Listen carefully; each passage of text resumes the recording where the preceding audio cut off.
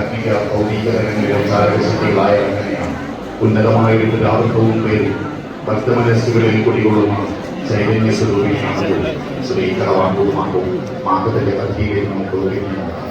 കടാമ്പൂർ തറവാട്ടിലെ ഈശ്വരിയുടെ മകളാണ്. 12 സഹോദരന്മാർക്കിടയിൽ ഏക സഹോദരിയാണ്. ദൈവാനുഗ്രഹം കൊണ്ടാണ് അവർ ജനിച്ചത് തന്നെ. പേരുവിളിയും ചോറൂണുമൊക്കെ യഥാസമയം നടന്നു.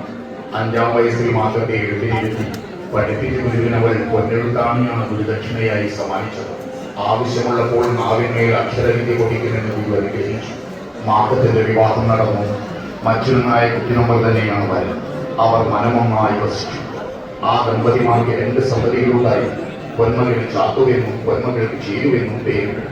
കോലത്തിരിയും നെരിയുടെ സ്വരൂപവും പൊന്നുമീറ്റൽ പടകുറിച്ചിരിക്കുകയാണ്. പടയിൽ കോലത്തിരിക്ക് വിജയമുണ്ടാകുവാൻ മാക്കത്തിന്റെ സഹോദരന്മാർ പോകണം. മാസം സഹോദരന്മാരെ വിളിക്കുന്നു. തമ്പുരാന്റെ കൽപ്പനയാണ്, പോകാതെ പറ്റുമോ? 12 സഹോദരന്മാരും പടക്കില്ല.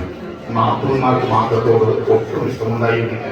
ആ സഹോദര പത്നിമാർ കുഞ്ഞിമാക്കത്തെ ചതിക്കുവാൻ സമ്മർദ്ദം കാത്തിരിക്കുകയായിരുന്നു. അവർ കൂടിയാലോചിച്ചു. വാനയും എണ്ണയുമായി വരുമ്പോൾ തങ്ങളാരും അവിടെ ഉണ്ടാക്കിയെന്നവർ തീരുമാനിച്ചു. അവരെല്ലാം ഓരോ കഴിക്കുന്നു. വാനയും എണ്ണയുമായി വന്നു. എണ്ണയെടുത്ത് വയ്ക്കാൻ ആരുമില്ല. മാക്കം മൃദുവായിരിക്കുകയായി. അതിനാൽ ഒരു കാലെടുത്ത് വെച്ച് എണ്ണ കുത്തി അകത്ത് വയ്ക്കുവാൻ നമ്മൾ വാണിയോട് പറഞ്ഞു. അവൻ എന്നെ അകത്ത് വെച്ച് പുറത്തിറങ്ങുമ്പോൾ നാക്കുന്മാരും പറഞ്ഞു. മാക്കത്തിന്റെ മേൽ അപരാധം ചുമത്തുവാൻ അത് നല്ല അവസരമായിരുന്നു. പരജയിച്ചുള്ള സഹോദരന്മാരോട് നാക്കുന്മാർ മാക്കത്തെ പറ്റി അപരാധം പറഞ്ഞ് വിശ്വസിപ്പിച്ചിരിക്കുകയാണ്. സഹോദരിയെ ചതിച്ചുകൊല്ലാമെന്ന് അവർ ഉറച്ചു. കോട്ടയത്ത് വിളക്കുമാടം കാണാമെന്ന വ്യാഖ്യാനം അവർ പുറപ്പെട്ടു. മാക്കത്തോടും ഒപ്പം പുറപ്പെടുവാൻ ആവശ്യപ്പെട്ടു. ഇതിലെന്തോ ദുരുദ്ദേശമുണ്ടെന്ന് അവൾക്ക് മനസ്സിലായി. മാക്കം തന്റെ കുട്ടികളെ കുളിപ്പിച്ചു. അവളും കുളി കഴിച്ചു.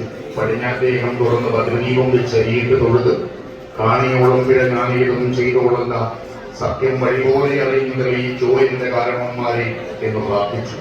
മക്കളുടെ കയ്യും പിടിച്ചുകൊണ്ട് അവൾ സഹോദരന്മാരോടൊപ്പം ഇറങ്ങി. ചിരിക്കേണ്ട നിങ്ങൾ നാത്തൂന്മാരെ, നിങ്ങൾക്കിവിടെ സുഖം വസിപ്പാൻ കൊതിക്കവേണ്ട. പരദേവതക്കൊട്ടിലൊളിച്ച് തറവാടും പടിയും എന്നെ അകത്തിയേറ്റെന്ന് വെണ്ണീറായിപ്പോ നടപ്പദോഷം പറഞ്ഞെന്റെ തലകുനിപ്പിച്ചല്ലോ. നിങ്ങൾ നട്ടപ്രാന്തിലേക്ക് തുള്ളി നിങ്ങൾ തലകൊട്ടി തെളിച്ചു പോകാം എന്ന് പറഞ്ഞ് അവൾ നടന്നു. എന്റെ സത്യം ആലോകത്ത് വിളിച്ചപ്പെടണേ അവൾ മനസ്സുകൊണ്ട് പ്രാർത്ഥിച്ചു. നടന്നുള്ള യാത്രയാണ്. കുട്ടികൾക്ക് ദാഹിക്കുന്നു. സഹോദരന്മാരുടെ സമ്മതത്തോടെ മാക്കം ചാല പുതിയ വീട്ടിൽ കയറി. മാക്കത്തിനും മക്കൾക്കും കാച്ചി തണുപ്പിച്ച പാലാണ് അവിടെ നിന്ന് കുടിക്കുവാൻ കൊടുത്തു. കഴുത്തിൽ കെട്ടിയ കൊലിപോയ പൊന്ന് ആ വീട്ടിലെ അമ്മയ്ക്ക് മാക്കം സമ്മാനിച്ചു.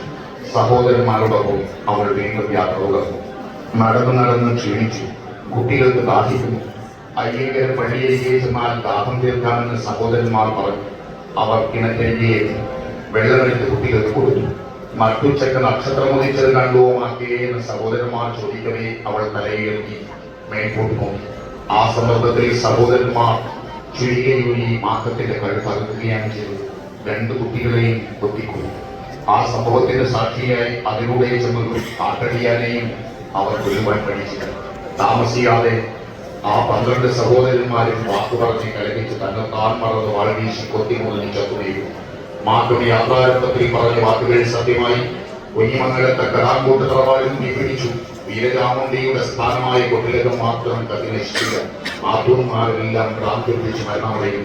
മാക്കത്തോറ്റം പോലെ കരുണരസപ്രസ്ഥാനവും ദുഃഖാന്തവുമായ കഥ തോറ്റപ്പാട്ടുകളിൽ എന്നല്ല നാടൻ ഗാനങ്ങളിൽ തന്നെ വിരളമായി കാണുകയുള്ളൂ.